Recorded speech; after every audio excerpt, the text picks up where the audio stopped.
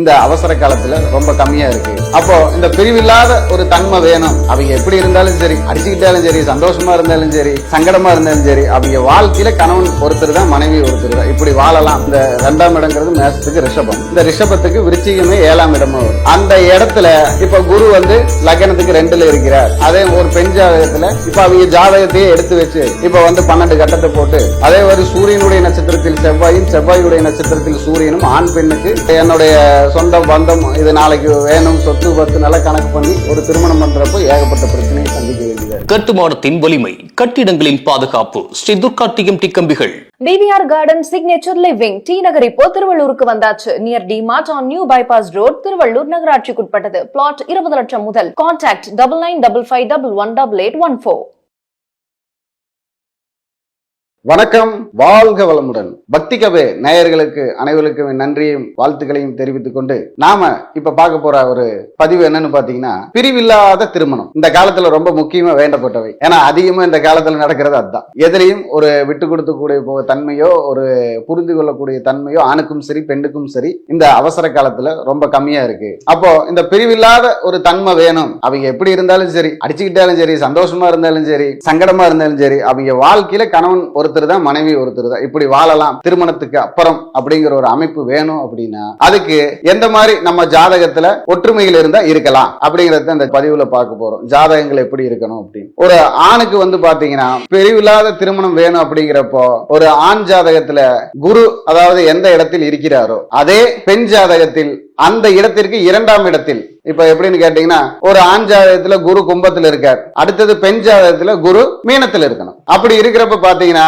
அவங்க கண்டிப்பா எவ்வளவு சண்டை கட்டினாலும் பிரிய மாட்டாங்க. சரி, அதுக்கப்புறம் ஒரு ஆண் ஜாதகத்துல பாத்துக்கிட்டீங்கன்னா சுக்கிரன் 8ல் இருக்கிறார் அப்படின்னு வச்சுக்கீங்களேன். அதே ஒரு பெண் ஜாதகத்தில் சுக்கிரன் 7ல் இருக்க வேண்டும். அவங்களும் அதே மாதிரி பிரிய மாட்டாங்க. எவ்வளவு சண்டை சச்சரவுகள் எல்லாம் வரும், இணக்கம் தான் பிணக்கமாகும், பிணக்கம் தான் இணக்கமாகும் அப்படிங்கிறது. இணங்கி பிணங்கி வாழ்ந்துக்குவாங்க, ஒருத்தருக்கு ஒருத்தர் அட்ஜஸ்ட்மெண்ட் பண்ணி போய்க்குவாங்க அப்படிங்கிறதுக்கு தான் இந்த அமைப்பு சொல்றது. அதே மாதிரி இப்போ ஒரு ஆண் ஜாதகத்துல செவ்வாய் 2ல் இருக்கிறார் அப்படின்னா, பெண் ஜாதகத்துல செவ்வாய் 8, 12ல இருந்து அவங்க நல்லா இருப்பாங்க. எவ்வளவு சண்டை கட்டினாலும் பிரிவு கம்மியா இருக்கும் அப்படின்னு சொல்லலாம். அதே மாதிரி நீங்க ஒரு ஆண் ஜாதகத்தில் லக்னத்தில் சனியும் சந்திரனும் சேர்ந்திருந்தால், அதே போல் ஒரு பெண் ஜாதகத்தில் ராசியில் அதே போல் சேர்ந்திருந்தாலும் அவர்களும் பிரிய மாட்டாங்க அப்படின்னு சொல்லலாம். இப்ப இதே மாதிரி பாத்தீங்கன்னா உங்களுக்கு 7ஆம் அதிபதி, 4ஆம் அதிபதி, 10ஆம் அதிபதி, அதாவது 4, 7, 10 இந்த அதிபதிகள் ஆண் பெண் ஜாதகத்தில் ஒரே இடத்தில் இருந்தாலும், அதே அவர்கள் இப்ப ஆண் ஜாதகத்தில் 7ஆம் அதிபதியாக இருக்கக்கூடிய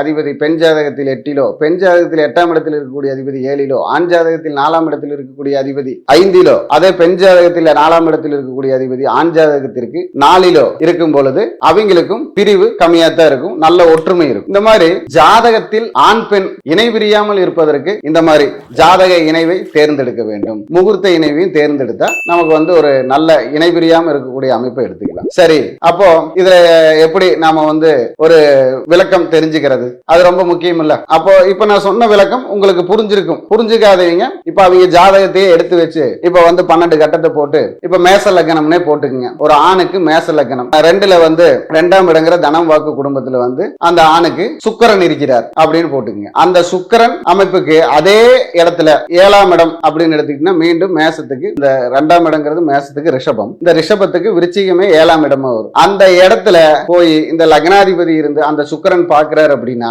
தாராளமா அந்த பெண்ணை ஆணையும் இணைத்து வைக்கலாம். அதுல ஒரு பிரச்சனையும் வராது. இது நீங்க ஜாதகத்தை எடுத்து வச்சு பாத்துக்கிறதுக்காக சொல்றேன். அதே மாதிரி இப்ப குரு லக்னத்துக்கு 2ல இருக்கிறார். அதே ஒரு பெண் ஜாதகத்துல, இந்த ஆண் ஜாதகத்துல 2ல் இருக்கக்கூடிய குரு பெண் ஜாதகத்துல 3ல் இருக்கிறாருன்னு நீங்க கட்டத்தை எடுத்து வச்சு பாத்தீங்க அப்படின்னா அவங்களையும் சேர்த்து வச்சுக்கலாம். அப்போ இந்த தோஷம் அமைப்பு வரும்பொழுது அந்த தோஷம் இந்த மாதிரி விஷயத்துல அடிபடும். இப்ப ராகு கேது தோஷம், செவ்வாய் தோஷம் எல்லாம் இருக்கிறப்போ கிரகங்கள் கட்டத்துக்கு கட்டம் மாறி மாறி இருக்கும் பொழுது ஆணுக்கு தேவையான கட்டத்தில் பெண்ணுக்கு கிரகமும், பெண்ணுக்கு தேவையான கட்டத்தில் ஆணுக்கு கிரகங்களும் இருக்கும் பொழுது அங்கு பாத்தீங்கன்னா பிரிவில்லாத ஒரு திருமணம் கண்டிப்பாலும் இருக்கும். அப்போ நாம இந்த மாதிரி ஜாதக கட்டத்தை பார்த்து இந்த மாதிரி ஒரு இணைவை செயல்படுத்தணும். அப்போ பிரிவுங்கிறது ரொம்ப கம்மியா. சரி, அப்போ இந்த ஜாதக அமைப்புல நமக்கு வேற எப்படி பிரிவில்லாத ஒரு சூழ்நிலையை எடுத்துக்கணும் அப்படின்னா, ஒரே ஒரு இதுதான். ஆணுக்கு ஆணுக்கு லக்னமாக வரக்கூடிய கிரகம் பெண்ணுக்கு ராசியாக வரணும். பெண்ணுக்கு ராசியாக வரக்கூடிய கிரகம் ஆணுக்கு லக்னமாக வந்தால், லக்னம் என்பது உயிர், ராசி என்பது உடல். இந்த உயிரும் உடலும் சேர்ந்து இருந்தால் பிரச்சனையே வராது. அப்போ உயிருக்குள்ளதான் உடல் இருக்கணும், உடலுக்குள்ளதான் உயிர் இருக்கணும். அப்ப இவங்க ரெண்டு பேருக்கு யாரோ ஒருத்தருக்கு ராசியோ லக்னமா வந்தா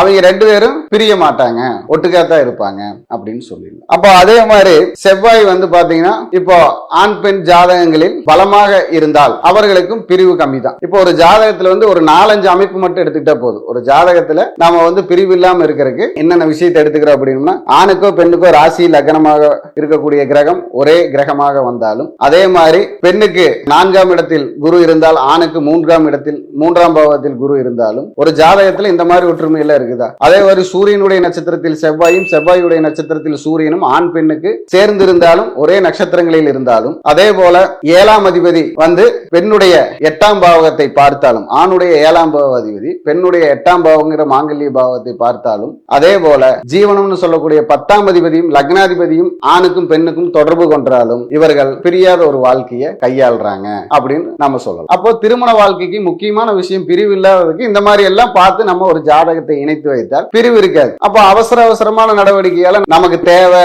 என்னுடைய சொந்த பந்தம் இது நாளைக்கு வேணும், சொத்து பத்து நல்லா கணக்கு பண்ணி ஒரு திருமணம் பண்றப்போ ஏகப்பட்ட பிரச்சனையை சந்திக்க வேண்டியதா இருக்கு. அதனால ஒரு திருமணங்கிறது பிரிவு இல்லாம இருக்கிறதுக்கு இந்த மாதிரி முயற்சி எல்லாம் பண்ணலாம் பொருத்தத்துல. பின்ன பொருத்தங்கிறது நம்ம எப்படி எல்லாம் பார்க்கலாங்கிறதுக்கு நிறைய விதங்கள் இருக்கு. இருந்தாலும் இதெல்லாம் சிம்பிளா ஒரு ஜாதகத்தில் இருந்தாலே எவ்வளவு ஒரு சண்டை சச்சரவு வந்தாலும் அவங்க பிரிய மாட்டாங்க அப்படிங்கறத சொல்லி இந்த மாதிரி பிரிவில்லா திருமணத்துக்கு ஜாதக அமைப்புகளை சேர்த்து வைத்தால் அமையும் என்று சொல்லி இந்த வாய்ப்பு கொடுத்த பக்தி கபே சேனலுக்கு நன்றி சொல்லி விடைபெறுகிறேன். வணக்கம். வாழ்க வளமுடன், வாழ்க வையகம். இந்த வீடியோ உங்களுக்கு பிடிச்சிருந்தா லைக் பண்ணுங்க, ஷேர் பண்ணுங்க, கமெண்ட் பண்ணுங்க. மறக்காம பெல் பட்டனை கிளிக் பண்ணிட்டு பக்தி கஃபே தமிழ் சேனலை சப்ஸ்கிரைப் பண்ணிடுங்க.